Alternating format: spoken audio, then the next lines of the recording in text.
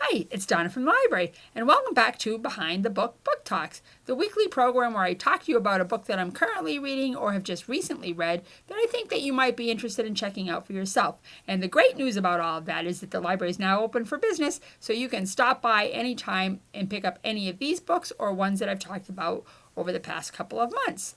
Seems like it's been a while, but that's because we've been really busy here trying to get things back open and available to everybody and getting the new books catalog. So today I actually have two books to talk to you about to make up for my lack of program last week. So the first one is Bessies Story, Watching the Lights Go Out.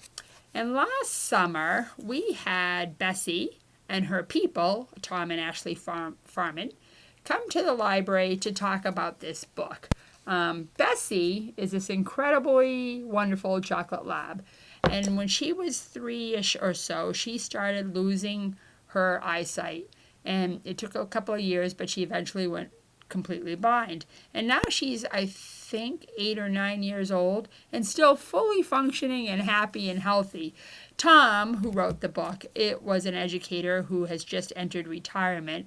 And he took strength from the way that Bessie handled her changing world. She handled it with grace and dignity, and he took her lessons and applied them to his retirement, and their bond just kept growing and growing and growing. And I am a dog person and really kind of a lab person. It's kind of the dogs we've had our entire lives. So I was really smitten with this story, and I hate to say I bought the book when Tom and Ashley were here because I always support our authors when they come to visit and buy their books. But it's been sitting on my to-be-read stack for quite some time. And I was between books. I thought, I'm going to give that book a go. And I read it in a day. It's a quick read. It's a lovely story. Each chapter starts with a quote that kind of summarizes the chapter. So like chapter 18 starts with a quote by Dr. Zeus that says, "Don't cry because it's over, smile because it happened." And they're just little tidbits that we can all use as we go through life. And I think, again, as so many of the books that I've chosen to read during this pandemic have, this is kind of a reaffirming book. It gives you hope, just something to look forward to. So I highly recommend Bessie's Story, Watching the Lights Go Out. Bessie's still kicking around, and I would love to have her come here. She's actually become kind of like a role model for the NEEDS program, which is the program that supplies service dogs for blind people. They have a puppy in their program that they named Bessie after Bessie. It really is just an inspiring, quick read. So if you're looking for something that won't take you long and you don't have to think too much about, but that will leave a lasting impression on you, pick up this book. It's available at the library.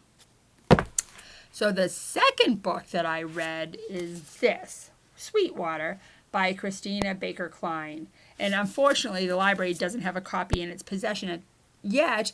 This is my own personal copy, but I've got it on order and it's on its way here. Now, Christina Baker Kline, many people know her from her probably most famous book, which was called The Orphan Train. And I remember I read that book quite some time ago, but it's about the trains in the United States that brought orphaned or abandoned children from the East Coast to the West Coast. And some of those kids ended up with really great families who just wanted to help out orphan children, and others ended up in farms or other situations where they were used as child labor. It was something that I was totally unaware of in American history. It happened in the late 1800s, early 1900s, and I kind of felt ashamed of myself when I read this novel, which was wonderful, that I didn't know this piece of American history. So I kind of formed an affinity for Christina Baker Kline, but I had not read anything else by her. This book, Sweetwater, I picked up, I think, maybe at the Peterborough Library book sale last year. And this is the story of Cassandra Simon. Cassandra Simon is an aspiring artist living in New York. She's a sculptor. Her mom was killed in a car accident when Cassandra was, I think, 3. Her grandfather, her mom's father, was driving the car that killed her.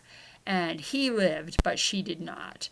And Cassandra and her dad, who is Jewish, left, kind of just moved away, and really had not a lot to do with her mom's family.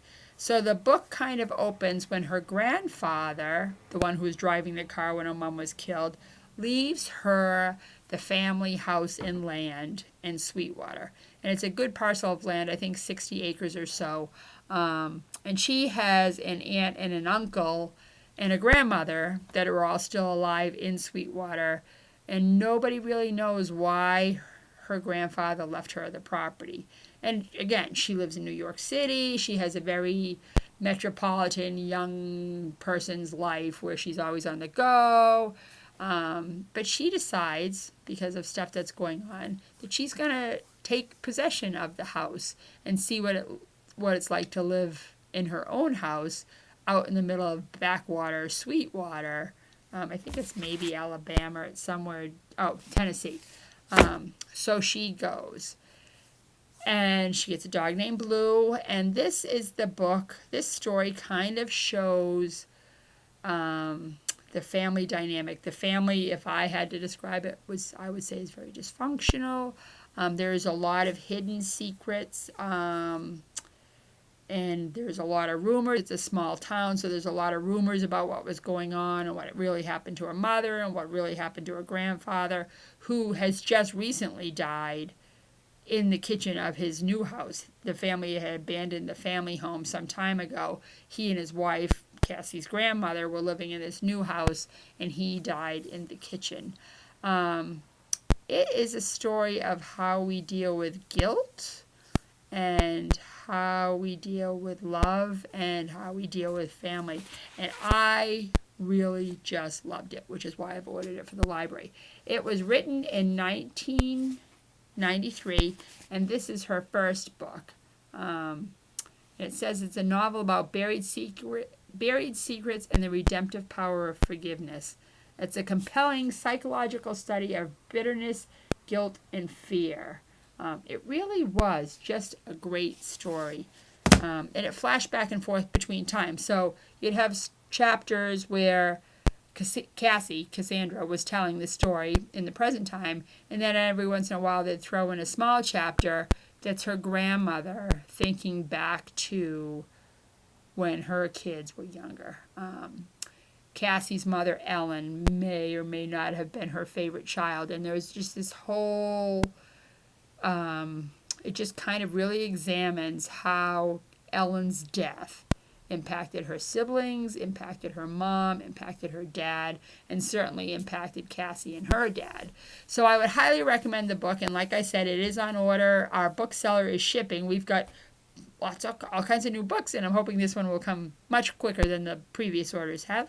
So keep an eye out for it. Again, it's Sweetwater by Christina Baker Kline. The last thing I'll talk to you about today is summer reading, which it's a little late, but we're getting going. So we're doing this year kind of a twofold summer reading, maybe threefold. We have our kind of a standard bingo game, which has book-related and non-book-related squares that you can complete, and for each square that you complete, you get a raffle ticket. We're also, for those who would prefer not to play bingo, we're doing a, keep track of the books that you read, and each book that you read, you will get a raffle ticket, and there's a little chart on the back with the instructions that you can jot down the books and authors and titles of the books that you've read. And then the third element is online. Part of the CARES Act funding that was given to the state of New Hampshire was used to buy an online platform for all libraries to use for their summer reading, because so many libraries haven't opened their doors yet to the public. And this is a way to incentivize kids to keep reading, and it can be used for all ages. So we're using it for our adult program too. It's Read Squared, and you can look for the app and then look for Ingalls Library and use your phone or other device to keep track of it if you want to, or a computer. Or you can come in and pick up a paper copy, which will be available at the desk today, which is Thursday, July 2nd, or you can do a hybrid combination of the two. So again, you'll get a raffle ticket for every square that you complete, a raffle ticket for every book that you read, extra raffle tickets for bingos, and we're also going to add book reviews to the program. So if you want to write a book review, if you're using the online app and you read a book that you really love, you can write a book review of it. It will be shared with other patrons who are also using the online app. So it's your way of being able to book talk your favorite books without having to book talk them. So we're pretty excited about all three elements. It's a kind of a strange year. It's a strange summer. We don't really know what's happening. But we wanted to have a summer reading program because it's a great distraction from everything else that's going on. And the prize this year is going to be a Kindle Paperwhite. We hope that there's never another shutdown that we have to shutter the library. But if we do have to shutter the library, we've heard from a lot of our patrons that they really enjoyed having access to the electronic New Hampshire Overdrive collection. So with your Kindle Paperwhite, you would also have access to that collection. You may be accessing it through your phone. The Paperwhite may make it a little easier for you, or maybe you don't have a device at all. You'd like to have one. You don't want to spend the money. This is an opportunity to win one. So anyways, happy summer. Welcome back. We are so thrilled to be back in this building and hope to see you soon. Take good care and enjoy this day. It looks like it's going to be a beautiful one. Bye-bye now.